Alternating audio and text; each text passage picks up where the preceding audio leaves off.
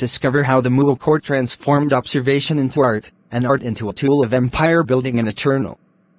Subscribe my channel and press the bell icon for more updates. Welcome back, everyone. Today, we're diving into the heart of the Mughal Empire.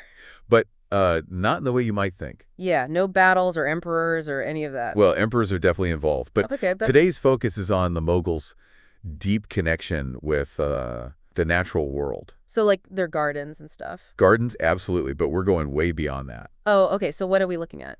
We're using excerpts from the Metropolitan Museum of Art's resources on the art of the Islamic world to uncover how the Mughals expressed this fascination through their incredible art and architecture. So we're talking like paintings and those amazing buildings they're known for. Exactly. But we're going deeper than just admiring the beauty. We're going to uncover the meaning, the symbolism woven into those intricate details. I was looking through the source material, and it's wild how this dynasty ruled from 1526 to 1858, by the way. Right, for like over 300 years. And they came from Central Asia, right? Central Asian Muslim roots, yes, but they established this vast empire in the Indian subcontinent. And that's where things get interesting, because it wasn't just about conquest. I mean, they were intermarrying with Hindu royalty. Creating alliances, fostering cultural exchange. Yeah, and that really comes through in their art. It's like this amazing fusion of styles. A blend of Persian, Indian, and even European influences. Speaking of influence, we got to talk about the great Mughals. Ah, yes, the first 6 rulers. The ones who basically set the standard for Mughal art, right? You could say that. They were the patrons, the trendsetters. And their legacy is visible in those magnificent palaces and, of course, the Taj Mahal. Iconic structures that still captivate us today. Okay, but let's get specific. What about Emperor Jahangir?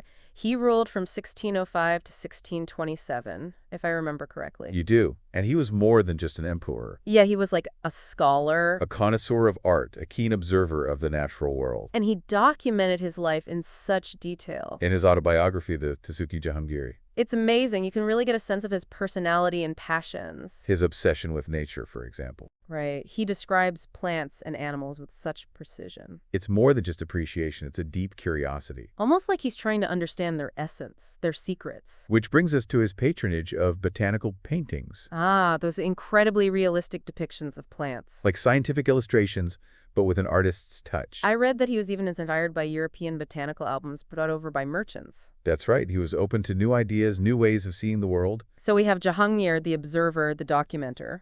And then comes his son, Shah Jahan, ruling from 1627 to 1658. Who, while also deeply appreciative of nature, expressed it differently through grand architectural projects. Okay, so Jahangir captures nature in paintings, and Shah Jahan builds with it. You could say that. It's a different kind of appreciation. Both fascinated by the natural world, but expressing it in their own unique ways. A father and son, bound by a shared passion. And probably the most iconic example of Shah Jahan's love for nature is the Taj Mahal. Oh, yeah. It's more than just a monument to love. Look closer, and you'll see the intricate floral carvings adorning the walls. A garden woven into the very fabric of the building. Speaking of weaving, Shah Jahan had a thing for jewels, too. I was looking at that in the Met materials. A jewel-encrusted mango. A flag, actually, carved from rock crystal and covered in gold, emeralds, and rubies. That's next level. What was it for, like perfume or something? Likely perfume, or line for pan, a mild narcotic enjoyed in India at the time. Wow, so even their everyday objects had this artistic flair, this connection to nature. It wasn't just about practicality, it was about beauty, luxury. And this wasn't a one-off, right? I mean, floral patterns, animal motifs, they're everywhere in Mughal art. Carpets, textiles, decorative objects. It's like they were surrounded by these reminders of the natural world. A constant source of inspiration and beauty. It makes you think about our own relationship with nature today, doesn't it? How do we express our appreciation, our connection to the world around us? That's something to think about. But for now, let's dive deeper into the heart of the Mughal Golden Age. A period where art and nature intertwined in truly remarkable ways. Okay, so this golden age of Mughal art we keep mentioning. Which spanned from 1526 to 1707. It wasn't just a random burst of creativity, was it? Not at all. There's a reason this period stands out. What was it about this specific time that made art, especially art about nature, flourish? Well, for one, there's this distinct shift towards naturalistic depictions. So like more realistic. Exactly.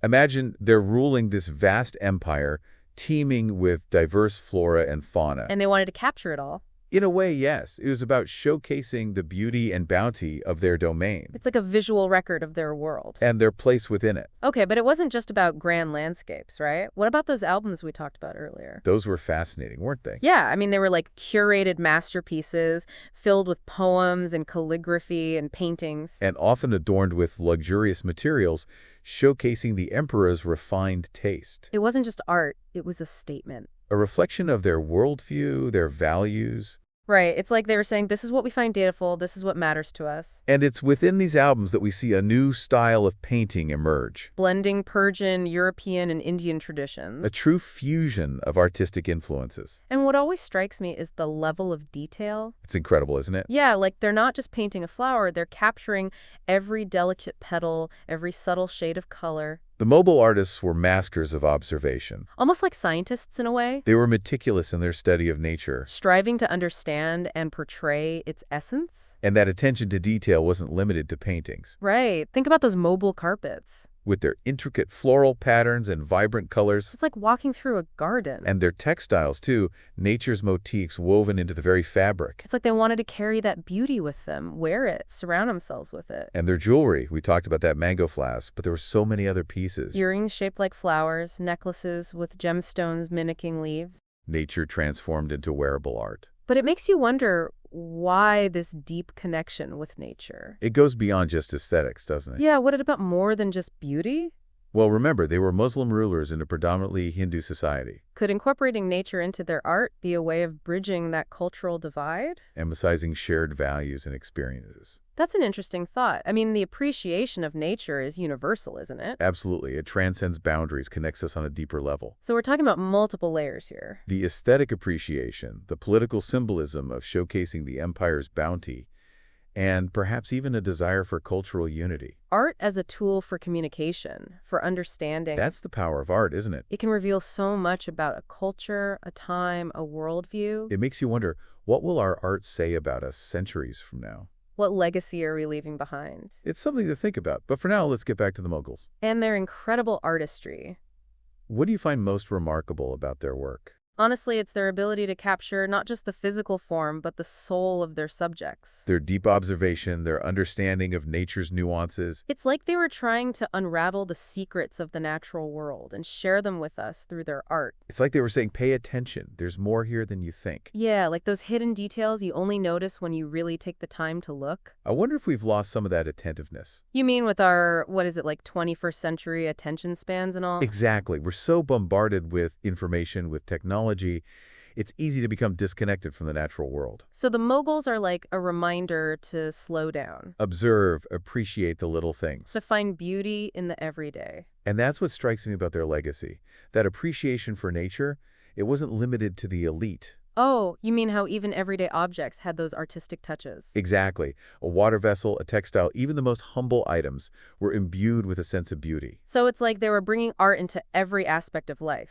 Not just the palaces and grand monuments. But the everyday, the things people used and interacted with. It reminds us that beauty can be found everywhere. If we just take the time to look for it. And that brings us back to our deep dive. Why does this matter to us now, centuries later?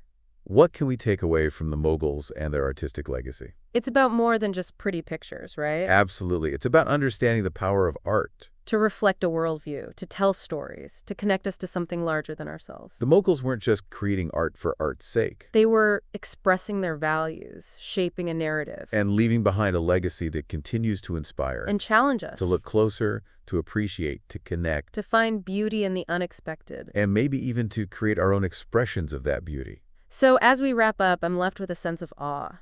For the craftsmanship, the artistry, the sheer beauty of it all. But also for the deeper meaning behind it. The Mughals' love for nature, their attention to detail. Their ability to infuse beauty into every aspect of life. It's a reminder that we can do the same. In our own way, in our own time. So let's take that inspiration. And go out and find the beauty in the world around us. Thanks for joining us on this deep dive. Until next time, stay curious.